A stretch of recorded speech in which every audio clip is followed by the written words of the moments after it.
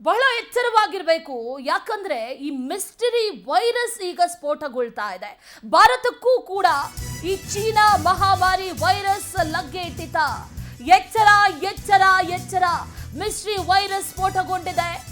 ಭಾರತಕ್ಕೂ ಕೂಡ ಲಗ್ಗೆ ಇಟ್ಟಿತ. 2 ದಿನಗಳ ಹಿಂದೆ ಭಾರತದಲ್ಲಿ ಇಲ್ಲ ಅನ್ನುವಂತ ಸ್ಟೇಟ್ಮೆಂಟ್ ಅನ್ನ ನೀಡಲಾಗಿತ್ತು. ಆದ್ರೆ ಈಗ ಬೆಂಗಳೂರಿನಲ್ಲಿ ಪುಟ್ಟ ಮಗುವಿನಲ್ಲಿ ಕಾಣಿಸಿದೆ ಈ ವೈರಸ್. 8 ತಿಂಗಳ ಮಗುವಿಗೆ HMP ವೈರಸ್ ಬಂದಿರೋದು ಈಗ ದೃಢವಾಗಿದೆ.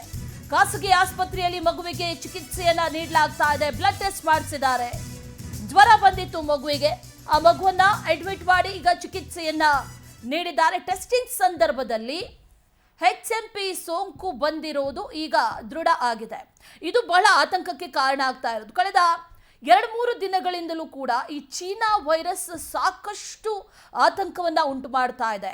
ಬಹಳ ವೇಗವಾಗಿ ಹರಡುತ್ತೆ ಈ ವೈರಸ್. ಅದರ ಜೊತೆಯಲ್ಲಿ ಕೊರೋನಾ ವೈರಸ್ಗಿಂತಲೂ ಬಹಳ ಅಪಾಯಕಾರಿ ಅನ್ನುವಂತ ಮಾತನ್ನ ಕೂಡ ಹೇಳಲಾಗಿತ್ತು. HMP ಸೋಂಕಿನ ತೀವ್ರತೆ ಹಾಗಾದ್ರೆ ಎಷ್ಟು? ಇದು ನಿಜಕ್ಕೂ ಕೊರೋನಾ ವೈರಸ್ಗಿಂತಲೂ ಕೂಡ ಅಪಾಯಕಾರಿನ? ಹಾಗಾದ್ರೆ ಭಾರತದಲ್ಲೂ ಕೂಡ ಈಗ ಸೋಂಕು ಕಾಣಿಸ್ಕೊಳ್ತಾ ಇದೆ. ಹರಡೋ ಬಗ್ಗೆ ಸ್ಪಷ್ಟತೆ ಇನ್ನೂ ಕೂಡ ಸಿಕ್ಕಿಲ್ಲ. ಭಾರತದಲ್ಲಿ 0.78ರಷ್ಟು HMP ಸೋಂಕು ಈಗ ಪತ್ತೆಯಾಗಿರೋದು. ಇದರ ಬಗ್ಗೆ ಪರಿಶೀಲನೆಯನ್ನ ಆರೋಗ್ಯ ಇಲಾಖೆ ನಡೆಸ್ತಾ ಇದೆ. ಯಾವುದೇ ರೀತಿಯ ಆತಂಕ ಬೇಡ ಅಂತ ಹರ್ಷಗುಪ್ತಾ ಮಾಹಿತಿಯನ್ನ ನೀಡಿದ್ದಾರೆ. ಆರೋಗ್ಯ ಇಲಾಖೆಯ ಪ್ರಧಾನ ಕಾರ್ಯದರ್ಶಿ ಹರ್ಷಗುಪ್ತಾ ಆತಂಕ ಬೇಡ ಅಂದಿದ್ದಾರೆ. ಆದರೆ ಎಚ್ಚರಿಕೆ ಅಂತೂ ಇರಲೇಬೇಕು. HMP ವೈರಸ್ ಬಗ್ಗೆ ಆತಂಕ ಪಡಬೇಡಿ ಅಂತ ಸಲಹೆಯನ್ನ ಕೊಟ್ಟಿದ್ದಾರೆ. ಇದರ ತೀವ್ರತೆ ಎಷ್ಟಿರುತ್ತೆ? ಕೊರೋನಾ ವೈರಸ್ಗಿಂತಲೂ ಕೂಡ ಬಹಳ ಅಪಾಯಕಾರಿ ಅನ್ನುವಂಥ ಮಾತನ್ನ ಕೂಡ ಹೇಳಲಾಗ್ತಾ ಇದೆ. ಜೊತೆಗೆ ಚೀನಾದ ಹಲವು ರಾಜ್ಯಗಳಲ್ಲಿ ಈಗಾಗಲೇ ಈ ತುರ್ತು ಪರಿಸ್ಥಿತಿಯನ್ನು ಈಗಾಗಲೇ ಘೋಷಿಸಿಬಿಟ್ಟಿದ್ದಾರೆ. ಇದು ಸಾಕಷ್ಟು ಆತಂಕಕ್ಕೆ ಕಾರಣ ಆಗ್ತಾ ಇರೋದು. ಕಳೆದ ಬಾರಿ 2019ರಲ್ಲೂ ಕೂಡ ಗಮನಿಸಿದಂಥ ಸಂದರ್ಭದಲ್ಲಿ ಒಂದಷ್ಟು ರಿಪೋರ್ಟ್ಗಳು ಬಂದಿದ್ವು.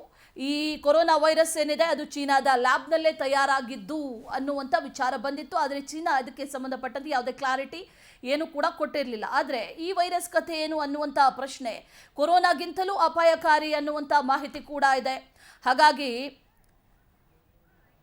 ಬಹಳ ಹುಷಾರಾಗಿರಬೇಕು ಅನ್ನುವಂಥ ವಿಚಾರವನ್ನ ಕೂಡ ಹೇಳಲಾಗ್ತಾ ಇದೆ. ಇದ್ರ ಬಗ್ಗೆ ಮಾತಾಡೋದಕ್ಕೆ ನಮ್ಮ ಜೊತೆ ತಜ್ಞ ವೈದ್ಯರಾದಂಥ ಡಾಕ್ಟರ್ ಅಂಜನಪ್ಪ ಲೈವ್ನಲ್ಲಿ ಜಾಯ್ನ್ ಆಗಿದ್ದಾರೆ. ಅದರ ಜೊತೆಯಲ್ಲಿ ಡಾಕ್ಟರ್ ಹೃಷಿಕೇಶ್ ದಾಮ್ಲೆ ಜೈವಿಕ ವಿಜ್ಞಾನಿ ಅವರು ಕೂಡ ಲೈವಲ್ಲಿ ಜಾಯ್ನ್ ಆಗಿದ್ದಾರೆ. ಇಬ್ಬರನ್ನು ಕೂಡ ವೆಲ್ಕಮ್ ಮಾಡ್ತಾ ಇದ್ದೀನಿ.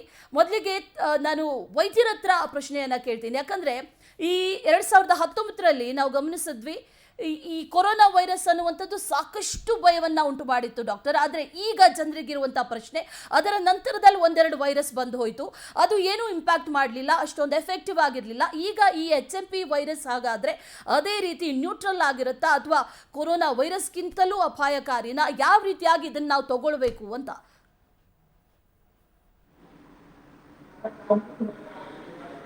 ಹಲೋ, ಯಾರ ಹತ್ರ ಕೇಳ್ತಾ ಇದ್ದೀರಿ ನೀವು? ಡಾಕ್ಟರ್ ಹತ್ರ ಮಾತಾಡ್ತಿದ್ದೀನಿ, ಅಂಜನಪ್ಪ ಅವ್ರ ಹತ್ರ. ಕೇಳಿಸ್ತಾ ಇದೆಯಾ ಧ್ವನಿ?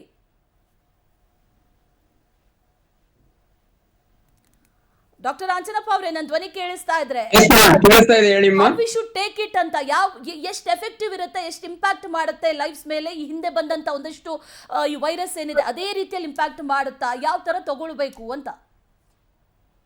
ಒಂದು ಸರಳವಾಗಿ ಹೇಳ್ಬೇಕು ಅಂದ್ರೆ ಈ ವೈರಸ್ಗಳು ಅಪ್ಪರ್ ರೆಸ್ಪಿರೇಟರಿ ವೈರಸ್ ಅಂತೀವಿ. HM ಅಂದ್ರೆ human metro pneumo virus. Pneumo ಅಂದ್ರೆ ಶ್ವಾಸಕೋಶಗಳಿಗೆ, ಅಪ್ಪರ್ ರೆಸ್ಪಿರೇಟರಿ ಅಂದ್ರೆ ಮೂಗು ಗಂಟ್ಲು ಇದಕ್ಕೆ ಬರುವಂತ ಈ ವೈರಲ್ ಕಾಯಿಲೆಗಳು ಇವತ್ತಿಂದಲ್ಲಮ್ಮ, ತಲತಲಾಂತರದಿಂದ ಇದೆ. ಸಿಂಪಲ್ ನ್ಯೂಮೋನಿಯಾಗಳು, ಸಿಂಪಲ್ ನೆಗಡಿ ಕೆಮ್ಮು ಬರುವಂತ ವೈರಸ್ ಕೊಡಮ್ಮ ಇವು.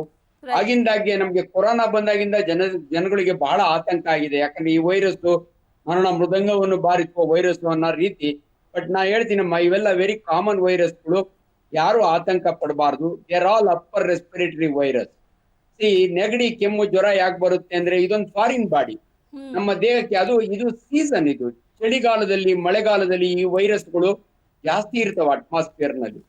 ಅಂಡ್ ಇನ್ನೊಂದು ಏನಂದ್ರೆ ಇದು ಒಬ್ಬರಿಂದ ಒಬ್ಬರಿಗೆ ಸರಳವಾಗಿ ಹರಡುವಂತ ಕಾಯಿಲೆ. ಒಂದ್ ಸಾರಿ ಕೆಮ್ಮಿದ್ರೆ ಸೀನಿದ್ರೆ ಯಾರನ್ನ ಒಬ್ರು ಸುತ್ತು 3 ಅಡಿ ಈ ವೈರಸ್ ಹೋಗುತ್ತೆ. ಅದರಿಂದ ಬಹಳ ಬೇಗ ಸ್ಪ್ರೆಡ್ ಆಗುತ್ತೆ. But it's not A very dangerous virus. It is not A killer virus. ಇದು ಬಹಳ ಸರಳವಾಗಿ ಹಳ್ಳಿಯವರೆಗೂ ಅರ್ಥ ಆಗ್ಬಂಗ್ ಹೇಳ್ಬೇಕು ಅಂದ್ರೆ ಇದೊಂದು ಗೊಣ್ಣೆ ಸುಡಿಸೋ ವೈರಸ್ ಅಷ್ಟೇನೆ.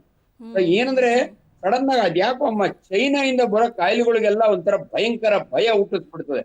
ಅದನ್ನ ಯಾಕೆ ಆ ತರ ಟೆಲಿಕಾಸ್ಟ್ ಮಾಡ್ತಾರೋ ನಂಗೆ ಗೊತ್ತಿಲ್ಲ. ಇದ್ಕಿದ್ದಂಗೆ ಹೋಗೋರು ಹಂಗೆ ಸತ್ತು ಹೋಗ್ತಾರೆ.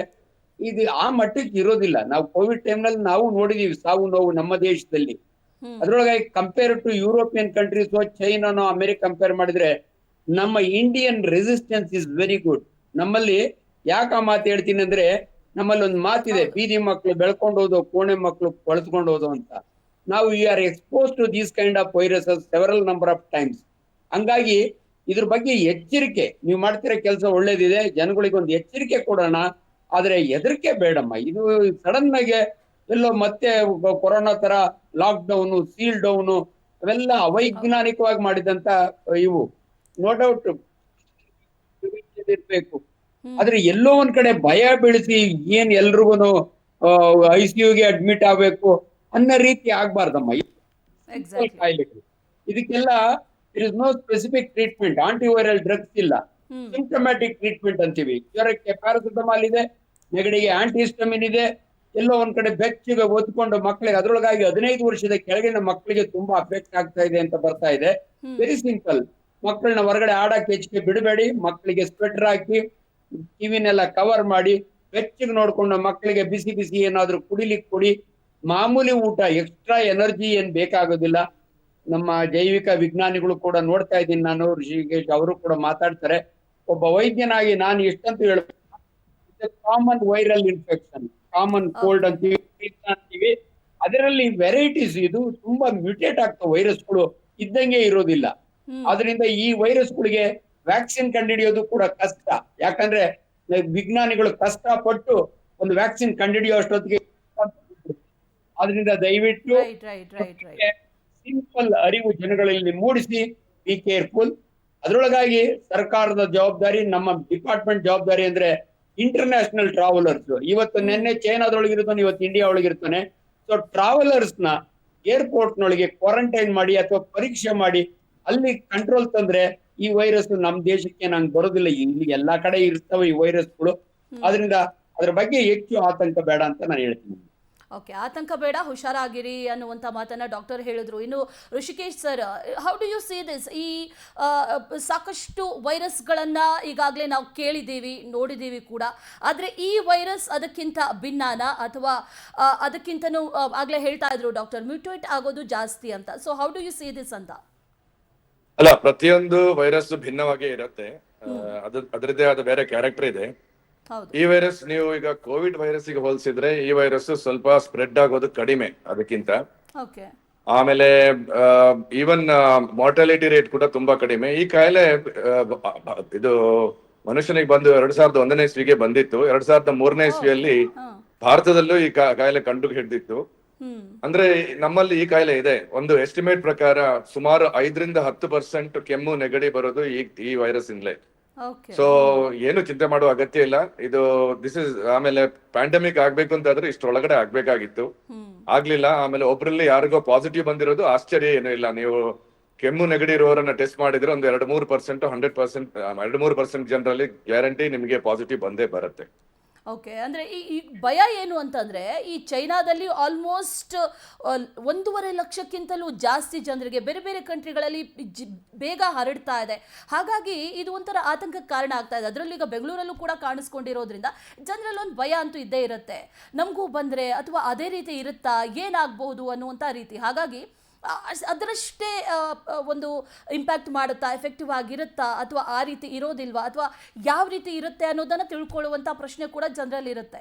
ಹಾಗಾಗಿ ಪ್ರಶ್ನೆ, ಅಲ್ಲಿ ಸ್ಪ್ರೆಡ್ ಆದಂಥ ರೀತಿಯಲ್ಲಿ ಭಾರತದಲ್ಲೂ ಕೂಡ ಸ್ಪ್ರೆಡ್ ಆದರೆ ಯಾವ ರೀತಿಯಾಗಿ ಪ್ರಿಕಾಷನ್ಸ್ ತಗೊಳ್ಬೇಕು ಅಂತ? ಇಲ್ಲ, ವರ್ತಮಾನ ವಿದ್ಯಮಾನಗಳ ಬಗ್ಗೆ ನಮ್ಗೆ ಮಾಧ್ಯಮದಿಂದ ತಿಳಿಬೇಕಷ್ಟೇ. ನಾನು ವೈಜ್ಞಾನಿಕವಾಗಿ ಇದರ ಹಿನ್ನೆಲೆ, ಅದರಲ್ಲಿರುವ ಸೀಕ್ವೆನ್ಸ್ ಮಾಡಿರೋದು, ಇದಕ್ಕಿಂತ ಮುಂಚೆ ಅದ್ರಲ್ಲಿ ಎಷ್ಟು ಮ್ಯೂಟೇಶನ್ ಬಂದಿದೆ ಅದರ ಬಗ್ಗೆ ಹೇಳಬಲ್ಲೆ. ಈಗ ಚೈನಾ ದೇಶದಲ್ಲಿ ಸಾವಿರಾರು ಅಲ್ಲ ಲಕ್ಷಗಟ್ಟಲೆ ಜನರಿಗೆ ಬಂದಿದೆ, ಆಸ್ಪತ್ರೆಗಳು ಫುಲ್ ಆಗಿವೆ ಅಂತ ಮಾಹಿತಿ ನಿಜನ ಸುಳ್ಳ ಗೊತ್ತಿಲ್ಲ. ನನಗೆ ಅದು ನಿಜ ಅಲ್ಲ ಅಂತ ತೋರತ್ತೆ. ಯಾಕಂದ್ರೆ ಅಲ್ಲಿನ ಹಲವು ಮಾಧ್ಯಮಗಳು ಹಾಗೂ ಅಲ್ಲಿನ ಕೆಲವು ರೆಸಿಡೆಂಟ್ಸ್ ಟ್ವೀಟ್ ಮಾಡಿದ ಪ್ರಕಾರ ಅಂತ ಕೆಟ್ಟ ಪರಿಸ್ಥಿತಿಯಲ್ಲಿ ಇಲ್ಲ. ಆದ್ರೆ ಚೈನಾ ಅಂತ ಹೇಳೋದು ಒಂದು ನಿಗೂಢ ದೇಶ, ಅಲ್ಲಿ ಏನಾಗ್ತದೆ ಅಂತ ಹೊರಗಡೆ ಬರೋದು ಕಷ್ಟ. ಸೊ ಒಂದು ವೇಳೆ ನಾವು ಕೇಳ್ತಾ ಇರೋದು ನಿಜ ಅಂತ ಆದ್ರೆ ನಾವು ಗಾಬರಿ ಪಡ್ಲೇಬೇಕು. ಯಾಕಂದ್ರೆ ಯಾವುದೋ ಒಂದು ಹೊಸ ಮ್ಯೂಟೇಶನ್ ಅಲ್ಲಿ ಈ ವೈರಸ್ ಬಂದಿದ್ರೆ ಆ ಮ್ಯೂಟೇಶನ್ ಇಂದಾಗಿ ಹಳೆ ನಮ್ಮ ವೈರಸ್ಗಿಂತ ಅಂದ್ರೆ ಹಿಂದೆ ಇದ್ದ ವೈರಸ್ಗಿಂತ ಜಾಸ್ತಿ ಸೋಂಕು, ಅದೇ ರೀತಿ ಜಾಸ್ತಿ ಮಾರ್ಟಾಲಿಟಿ ರೇಟ್ ಬರುವಂತ ವೈರಸ್ ಬಂದಿದೆ ಅಂತ ಆದ್ರೆ ನಾವು ಯಾವಾಗ್ಲೂ ಭಯ ಪಡ್ಲೇಬೇಕು. ಏನಿದ್ರು ಯುನೋ ಸೋಷಿಯಲ್ ಡಿಸ್ಟೆನ್ಸಿಂಗ್, ಮಾಸ್ಕ್ ಹಾಕೋದು, ಅದು ಅಲ್ಲದೆ ಚೈನಾ ದೇಶ ಅಥವಾ ಇದೆ ಯಾವುದೇ ಈಸ್ಟ್ ಯುರೋಪಿಯನ್ ದೇಶ, ಈಸ್ಟ್ ಏಷ್ಯನ್ ದೇಶದಿಂದ ಬಂದವರಲ್ಲಿ ಕಾಯಿಲೆಯ ಚಿಹ್ನೆ ಇದ್ರೆ ಅವರನ್ನ ಟೆಸ್ಟ್ ಮಾಡೋದು, ಐ ಥಿಂಕ್ ಇದು ಮಾಡ್ಲೇಬೇಕು. ಸರ್ಕಾರ ಮಾಡತ್ತೆ. ಓಕೆ ಸೊ ಈಗ ಅಂತಹ ಭಯಂಕರವಾದ ಗಾಬರಿ ಪಡುವ ಅಗತ್ಯ ಇಲ್ಲ ಅಂತ ತೋರುತ್ತದೆ ನನಗೆ. ಆದ್ರೆ precaution is always better than cure. Exactly. Thank you so much doctor Anjanappa ಹಾಗೂ ಋಷಿಕೇಶ್ ದಾಮ್ಲೆ ನಮ್ಮ ಜೊತೆ ಕಾರ್ಯಕ್ರಮದಲ್ಲಿ ಭಾಗವಹಿಸಿ ಜೊತೆಗೆ ಸಾಕಷ್ಟು ಮಾಹಿತಿಗಳನ್ನ ಕೂಡ ತಿಳಿಸ್ಕೊಟ್ರಿ. Thank you.